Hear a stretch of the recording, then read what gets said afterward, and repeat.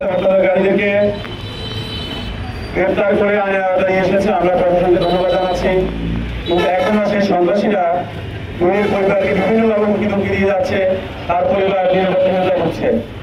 আমরা শুধু গাজীপুরে টুনির দিকে তাকালে ওখানে সারা বাংলাদেশে এরকম অসংখ্য সাংবাদিক টুনি রয়েছে যারা প্রতিনিয়ত তাদের পেশাগত দায়িত্ব পালন করতে গিয়ে আহত হচ্ছেন, হত্যার হুমকি পাচ্ছেন এবং সন্ত্রাসীরা পূর্বে নেই এখনো সাংবাদিকদেরকে বন্ধু না ভেবে তাদেরকে শত্রু ভেবে বিভিন্ন হুমকি দিয়ে যাচ্ছে। আমরা কিন্তু দেখেছি গতকালকে পেশাগত দায়িত্ব পালনের সময় আমাদের লক্ষ্মীপুরের সাংবাদিক সাকিব রায়কে কিছু বখাটে তাদেরকে আমরা বখাটে হিসেবে চিহ্নিত করতে চাই।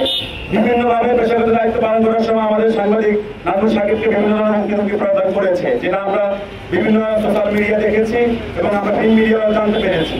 আমরা লক্ষ্মীপুর প্রশাসনের কাছে তাদেরকে দ্রুত গ্রেপ্তার করে আইনে আনার জন্য লিখিতভাবে আবেদন করছি। সেই সাথে সকল সাংবাদিকদেরকে যারা যে লেভেলে কাজ করবেন সবার নিরাপত্তার জন্য প্রশাসন যেন কাজ করে এবং আগামী দিনে যারা সরকার গঠন করবে তারা যেন সাংবাদিকদের নিরাপত্তার জন্য বিশেষ ধরনের আইন করে থাকে। সাংবাদিকরা এই সমাজের দর্পণ, তারা কিন্তু এই সমাজের কারোর শত্রু না। তারা যদি একদিন তাদের লেখনী বন্ধ করে দেয় এই সমাজের মধ্যে অসংখ্য খুন, রাজধানী, হত্যা বেড়ে যাবে।